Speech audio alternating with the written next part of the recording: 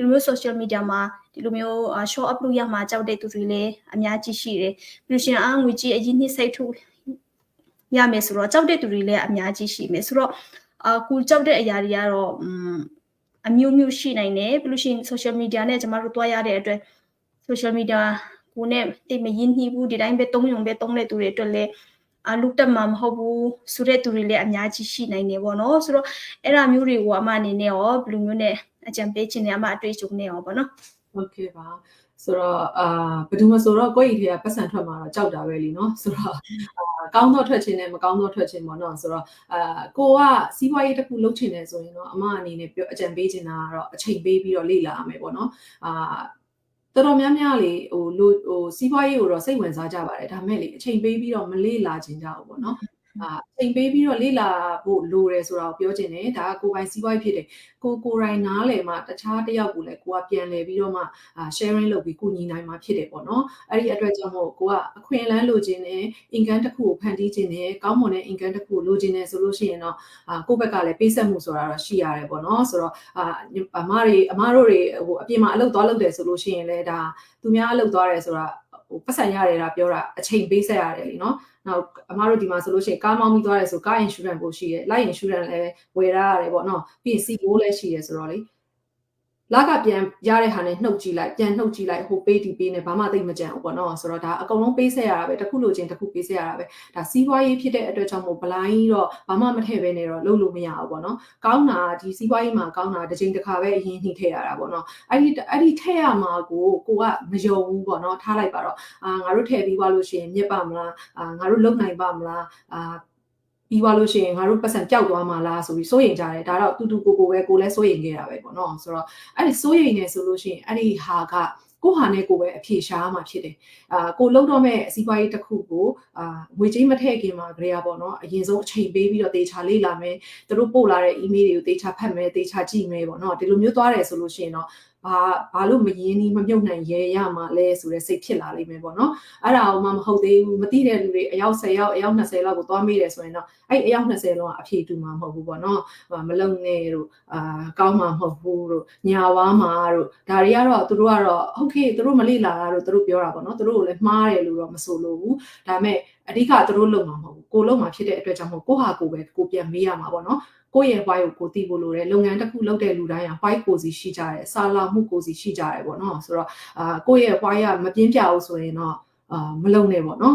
်ကိုယ့်ရဲ့ why ကပြင်းပြတယ်ဆိုလို့ရှိရင်တော့အဲ့ဒီကိုလိုချင်တဲ့အဖြေတစ်ခုရအောင်လို့အဆုံးထိသွားပါလို့ပဲအမအကြံဉာဏ်ပေးခြင်းတယ်ပေါ့နော်ဆိုတော့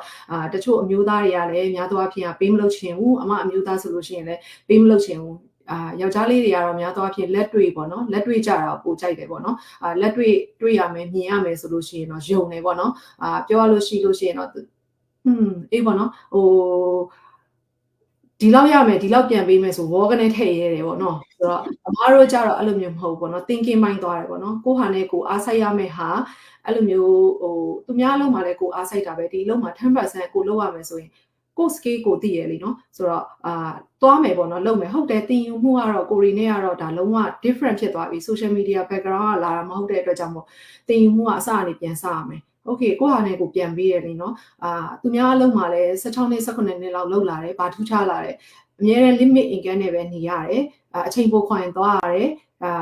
မလောက်ရင်အပြင်မှာထပ်ပြီးတော့အမားတို့ဆိုလို့ရှိရင် DoorDash တို့ Amazon တို့လုပ်တယ်ပေါ့နော်ဆိုတော့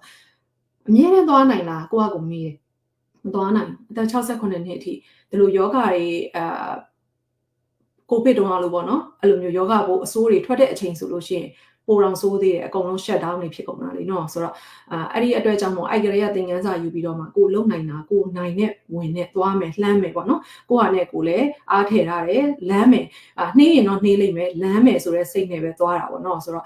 ့ဒီလုပ်ငန်းကစစ်မှန်တဲ့အတွက်ကြောင့်မို့အမလည်းစတင်ရတာဖြစ်တယ်ပေါ့နော်ဆိုတော့တခါတလေကျရင်လည်းအမျိုးသားတွေပေးမလုပ်ဘူးဆိုတာလေမှားလားမှန်လားဆိုတော့မှားတယ်လို့ပဲအမကတော့ပြောချင်တယ်ဘာဖြစ်လို့လဲဆိုတော့ကို့အမျိုးသမီးကဒီလိုမျိုးပါသူ့မှာတော့အရေးချင်းမရှိတော့ပါဘူးလို့မထင်သင့်ဘူးပေါ့နော်လူတိုင်းမှာအရေးချင်းကိုစီရှိရပေါ့နော်ဆိုတော့သူလုံနိုင်လားမလုံနိုင်လားဆိုတာကဒီလုပ်ငန်းသူလေ့လာတဲ့ပေါ့သူသွားတဲ့အပေါ်မှာသူ့ဟာနဲ့သူယုံကြည်မှုရှိလို့သွားတာဖြစ်တဲ့အတွက်ကြောင့်မို့ပ ပေးလွတ်လိုက်ပါလို့ပဲအမကတော့အကြံဉာဏ်ပေးခြင်းတယ်ဒါကတော့ကိုယ်တော့မှဖြစ်တဲ့ဟာပေါ့နော်အကယ်၍ဒါအမအမျိုးသားမြုံကြည်လို့မသွားနဲ့လို့ပြောခဲ့လို့အမမသွားခဲ့ဘူးဆိုလို့ရှိရင်အမလည်း